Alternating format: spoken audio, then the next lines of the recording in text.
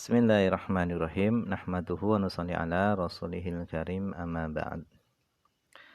Insyaallah pada kesempatan ini kita akan melanjutkan kembali pembacaan kitab Jala'ul Afham bagian yang pertama. Kita telah sampai kepada al-wujudu sifat Allah, yaitu sifat wujud. Jadi sifat wujud ini adalah sifat yang pertama bagi Allah SWT. Dan sifat wujud ini adalah sumber dari segala sifat-sifat Allah. Kenapa? Karena kalau tidak ada sifat wujud, sifat yang lainnya pun tidak ada. Yang pertama adalah al-wujudu, wujud bimakna thubuti syai' wa tahaqquqihi wajibun lahu ta'ala lidzatihi la lil'illah. Jadi yang dimaksud wujud adalah bimakna thubuti syai' dengan makna tetapnya sesuatu wa tahaqquqihi dan pastinya sesuatu itu wajib lahu bagi Allah. Lidzatihi la lil'illah, bagi zatnya Allah bukan karena alasan. Jadi keberadaan Allah itu karena zatnya Allah, bukan karena alasan yang lain, bukan karena faktor yang lain yang mendorong keberadaan Allah. Jadi wujudnya Allah itu karena zatnya Allah la lil'illah, bukan karena faktor yang lainnya. Maksudnya anna ghairahu, bahasanya selain Allah itu lam yu'athir, itu tidak mempengaruhi fi wujudihi ta'ala, di dalam wujudnya Allah. Jadi sesuatu yang lain itu tidak berpengaruh sama sekali di dalam wujudnya Allah. Amal wujudu ghairu dzati, adapun wujud yang tidak dzati, kawujudina, seperti wujudnya kita, itu fahuwa bifi'lihi ta'ala, wujudnya kita itu adalah dengan perbuatan Allah. Wa dalilu ala dzalik, adapun dalil atas wujudnya Allah itu adalah wujudu hadhil makhluqat, wujudnya makhluk-makhluk ini. Jadi keberadaan alam semesta ini, wujudnya alam semesta ini menunjukkan wujudnya Allah. Karena tidak mungkin wujudnya alam semesta ini beserta keindahannya, kerapiannya, keteraturannya kalau tidak ada yang mewujudkan. Walau lam yakun subhanahu wa ta'ala, dan seandainya kalau Allah SWT itu tidak ada, maka nasyai'un minal khalqi, maka tidak ada sesuatu pun dari makhluk.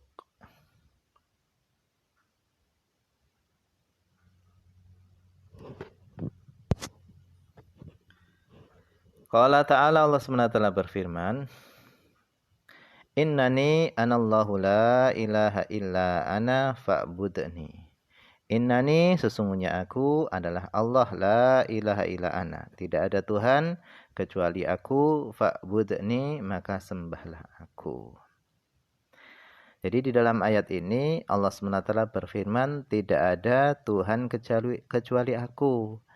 Nah, aku di sini ini menunjukkan adanya Allah, wujudnya Allah.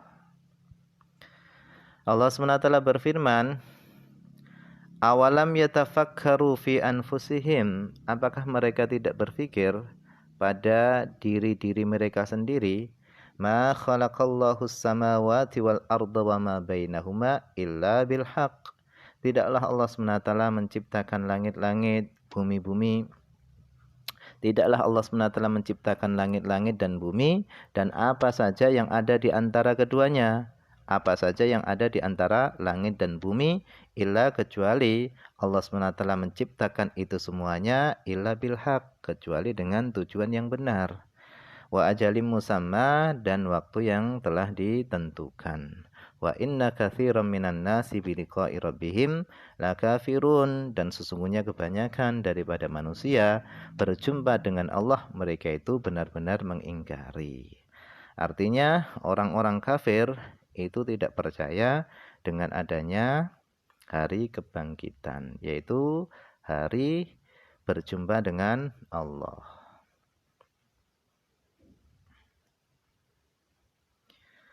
Wa su'ila a'rabiyun 'anid dalil, dan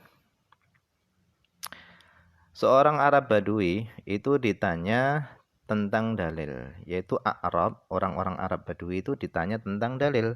Faqala, maka dia berkata, al-ba'ratu tadullu 'alal ba'ir, yaitu kotoran unta itu menunjukkan adanya unta. Warrauthu, dan rauth yaitu kotoran keledai itu alal hamir, itu menunjukkan adanya keledai. Wa atharul aqdam, dan adanya telapak kaki, jejak-jejak kaki itu menunjukkan alal masir, atas adanya perjalanan. Fasamaun, maka adapun langit, dzatu abraj, yang memiliki benteng-benteng lapisan-lapisan yang tinggi, wa ardun dzatu fijaj, dan bumi yang memiliki keluasan terbentang luas, wa biharun, dan lautan dzatu amwaj, yang memiliki ombak-ombak yang bergelombang yang luar biasa. Amma tadullu 'alal shani' al-hakim al-qadir al-alim, apakah ini semua tidak menunjukkan atas adanya pencipta yang maha bijak, yang maha berkuasa lagi maha mengetahui? Jadi keberadaan alam semesta ini adalah dalil bukti yang jelas bahwasanya Allah ini wujud, ada. Karena tidak mungkin secara akal sesuatu ada tanpa ada yang mengadakan. Ini adalah dalil akalnya. Kemudian sifat yang kedua adalah qidam. Wa huwa, adapun qidam itu adalah adamul awwaliyah liwujudihi ta'ala, tidak adanya permulaan bagi wujudnya Allah. Maksudnya adalah innahu, sesungguhnya Allah SWT la awwala liwujudihi, tidak ada permulaan bagi wujudnya Allah.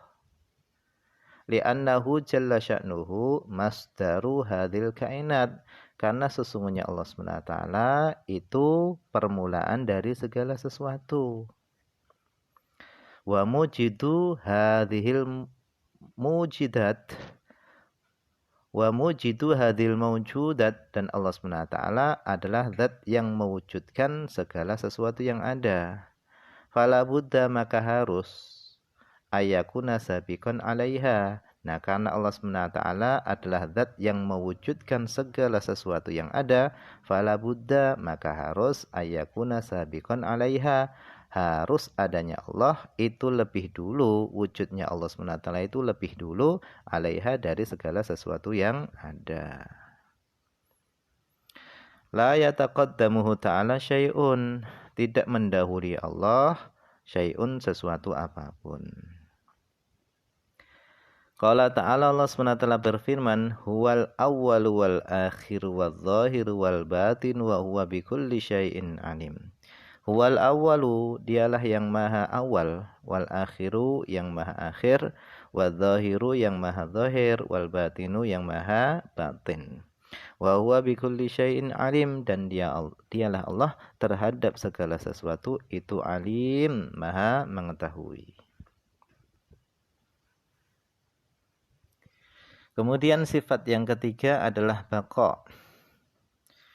Wa huwa, adapun baqa itu adalah adamul inqidha liwujudihi ta'ala, yaitu tidak adanya penghabisan liwujudihi ta'ala, bagi wujudnya Allah.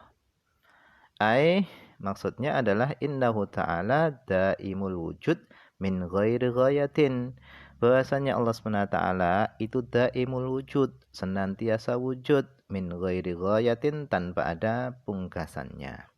Wa baqin, dan kekal, ila ghairi nihayatin, sampai tiada akhirannya. Qala ta'ala, Allah SWT berfirman, kullu man 'alaiha fan, Segala makhluk yang ada di atas muka bumi ini fan, itu akan binasa, semuanya akan binasa. Wa yabqa wajhu rabbika dzul jalali wal ikram. Wa yabqa wajhu rabbika, dan akan tetap kekal zat Tuhanmu dzul jalali wal ikram, yang memiliki kemuliaan, yang memiliki keagungan dan kemuliaan. Wa qala ta'ala, Allah SWT juga berfirman, kullu syai'in halikun, segala sesuatu itu akan binasa, illa wajhahu, kecuali zatnya Allah Subhanahu wa ta'ala. Lahul hukmu, milik Allah lah segala keputusan, wa ilaihi, dan kepada Allah turja'un, kalian dikembalikan.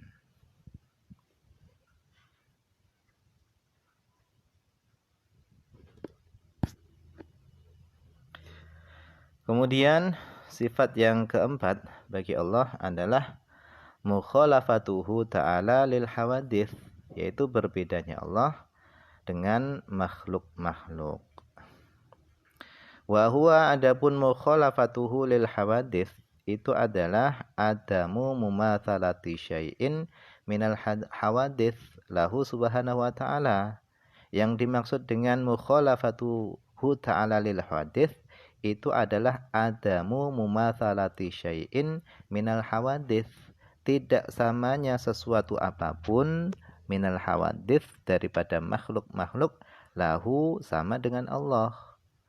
Allah SWT berfirman, laisa kamitslihi syai'un, sesuatu apapun tidak ada yang serupa dengan Allah.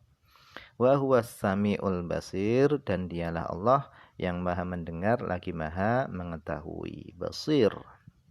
Wa qala ta'ala, dan Allah SWT berfirman, walam yakun lahu kufuwan ahadun, dan tidak ada lahu bagi Allah kufuwan, yang sebanding, ahadun, seorang pun.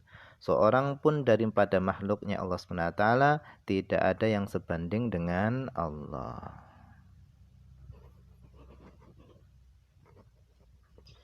Kemudian sifat yang kelima adalah qiyamuhu ta'ala binafsihi, tegaknya Allah dengan dirinya sendiri. Wa huwa, adapun qiyamuhu binafsihi itu adalah ada muhtiyajihi, tidak butuhnya Allah, ila makanin, kepada tempat, yaqumu, yang Allah tegak fihi, pada tempat tersebut. Au mahalin, atau tidak butuhnya Allah kepada tempat, yahillu, yang Allah bertempat fihi, pada tempat tersebut. Au mujidin, atau tidak butuhnya Allah kepada mujid, sesuatu yang mewujudkan, yujiduhu, yang dia mewujudkan Allah. Bahkan huwa, adapun Allah itu ghaniyun, Allah tidak butuh, an jami'i siwahu, dari segala sesuatu siwahu, selain Allah.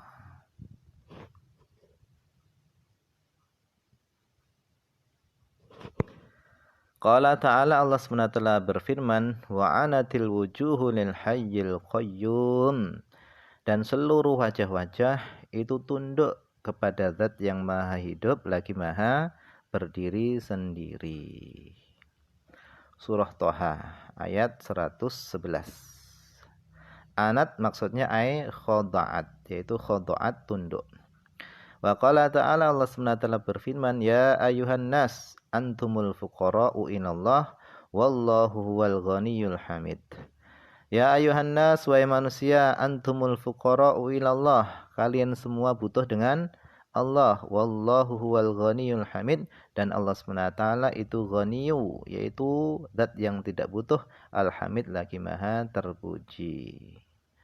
Wa qala ta'ala, dan Allah SWT berfirman, innallaha la ghaniyun 'anil alamin, sesungguhnya Allah SWT benar-benar tidak butuh dari segala sesuatu, dari alam semesta. Tapi alam semestalah yang butuh dengan Allah. Kemudian sifat yang keenam adalah al-wahdaniyatu. Wa huwa, adapun al-wahdaniyatu, hiya adamut ta'adduti fi dzatihi ta'ala wa sifatihi wa af'alihi. Yang dimaksud dengan wahdaniyah, hiya itu adalah adamut ta'addud, tidak berbilangnya Allah SWT pada zatnya, pada sifat-sifatnya, dan pada perbuatan-perbuatan Allah.